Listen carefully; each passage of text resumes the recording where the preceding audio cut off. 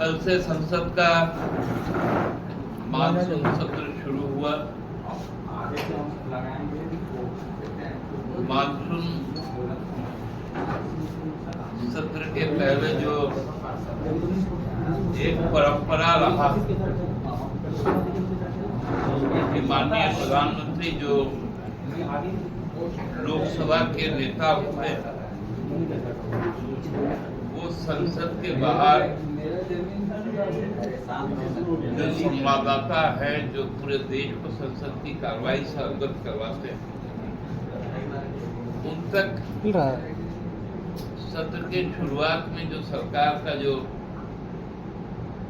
मंशा होता है उससे अवगत करवाते हैं।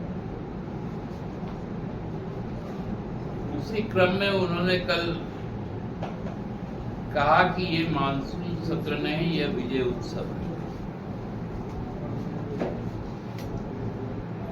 तो पूरे विपक्ष के साथ साथ आम लोगों को, हम लोगों को भी ये लगा कि सरकार की पहली प्राथमिकता है कि हमारी पराक्रमी सेना ने जो ऑपरेशन सिंदूर चलाया पहलगाम हमले के बाद,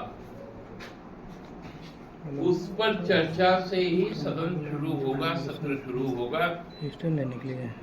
और जो विदेशी ताकत है जिसके खिलाफ, चाइना के खिलाफ हमारे देश के सेना के उप प्रमुख ने ये दावा किया था कि हमें 3 दुश्मन से एक साथ लड़ना पड़ रहा था, जिसमें पाकिस्तान के साथ साथ चाइना था और तुर्की भी था।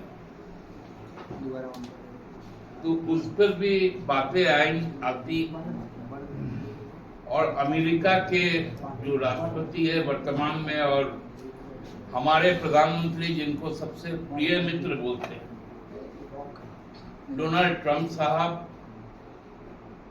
जिनके आगवानी में वो अहमदाबाद में इतना बड़ा जलसा करते हैं कि उसके बाद कोरोना फैलता है।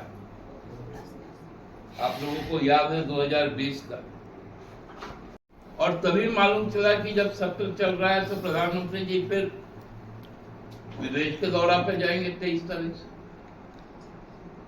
लोकसभा में बात नहीं करेंगे, बाहर टिप्पणी करेंगे विजय उत्सव। लेकिन राज्यसभा में ये बातें दब नहीं पाई और मल्लिकार्जुन खड़गे साहब ने जब इस बात को कहा तो जो भाजपा का चरित्र है, जो अधिनायक वाला चरित्र है, वो स्पष्ट रूप से सामने आया जब राज्यसभा के सदन नेता और भारतीय जनता पार्टी के राष्ट्रीय अध्यक्ष, केंद्रीय मंत्री उठकर बोलते हैं चेयर की उपेक्षा करते हुए कि जो मैं बोलूंगा वही रिकॉर्ड में जाएगा और कोई बोलेगा तो वो रिकॉर्ड में नहीं जाएगा। ये विशेषाधिकार केवल और केवल चेयर के पास, अध्यक्ष के पास सुरक्षित होता है, सभापति के पास सुरक्षित होता है। जब उस सीमा को लांघा उसके बाद माननीय अध्यक्ष ने जो कार्य मंत्रणा समिति, जिसको हम लोग कहते हैं बिजनेस एडवाइजरी कमेटी की बैठक बुलाई, तो देश के इतिहास में पहली बार किसी भी सदन में कार्य मंत्रणा समिति की बैठक का बहिष्कार सत्ता पक्ष के द्वारा किया गया। न सदन का नेता गया, न संसदीय मंत्री गए। अमूमन होता है कि किसी बिंदु पर यदि विरोध है, कार्य मंत्रणा समिति ने जाकर लोग उपस्थिति दर्ज करके अपना विरोध करते विपक्ष। और कई बार देखा गया है कि यदि विपक्ष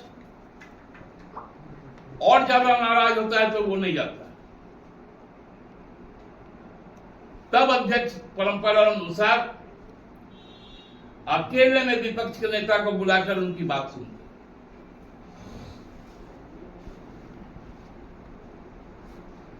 लेकिन राज्यसभा में यह परंपरा भी टूट गया। और शाम होते होते परिस्थितियां ऐसी बनी कि कल तक के उपराष्ट्रपति रात के 9:30 बजे के बाद पूर्व उपराष्ट्रपति बन गए।